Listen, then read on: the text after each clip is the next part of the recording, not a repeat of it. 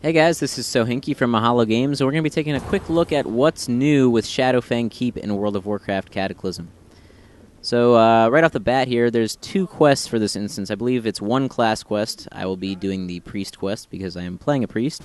And then the next one is a quest chain that actually carries you through the instance. You get that from Deathstalker Commander Belmont right here in the front of the instance. The quest is to kill Baron Ashbury.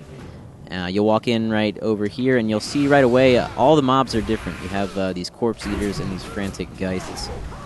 So Baron Ashbury, you'll find him right down by the jail where you used to let out the guy that would open up the courtyard for you, where that sort of warg boss used to be.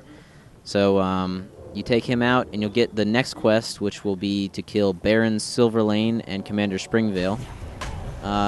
Those two fights are pretty much the same as they used to be, well, as far as who the bosses are, but Baron Silverlane's fight actually has a cool, different little mechanic that explains where the other two missing bosses are. So, you'll head out into the courtyard here, and you'll notice you have the ghosts, and you have the mindless horrors, just some different mobs for you. The ghosts are what drops the ghostly essences for the priest quest, and you'll see the wood lying around that you also need to complete that quest. So you'll head on through and down underneath the castle, and in the room with the long table you find Baron Silverlane. What you'll notice about this fight is that Odo the Blind Watcher, who used to be a little mini-boss further along in the instance, actually comes along as a ghost about halfway through the fight. And Rethelgor, who used to be right before Erugel, he comes in toward the end as well. So you'll take them out, you'll head up. Commander Springvale, there's not too much that's different about that fight. He does like a little desecrated ground effect, kind of like you'll see Death Knights do when they use Scourge Strike, if they're spec unholy. Basically, just don't stand in that. It's a simple tank and spank otherwise. And he'll drop the Holy Seal, that is the last ingredient that you need for your priest quest. And then you'll head on through. Nothing different except for, the types of mobs.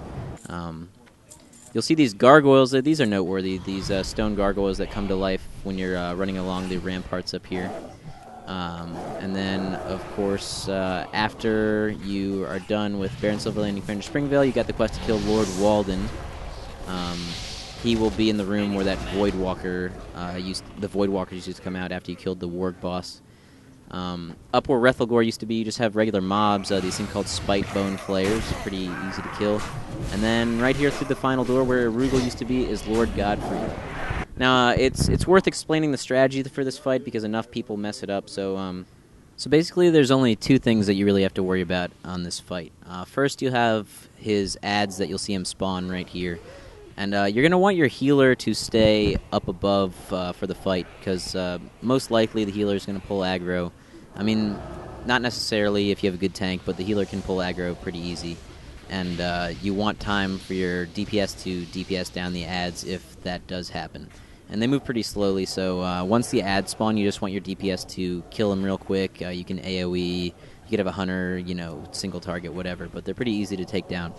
The only other thing you need to worry about is Pistol Barrage. Again, another easy thing to avoid, but a lot of people seem to mess it up. Basically, he just shoots out a barrage in front of him in a cone.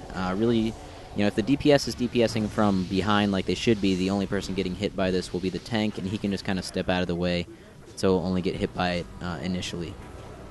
So, as long as you avoid Pistol Barrage, DPS down the ads, it's a really easy fight, and that's all there is to it. So that's all the stuff that's new about Shadowfang Keep. I hope you guys enjoyed, and be sure to comment, rate, and subscribe. Thanks, guys.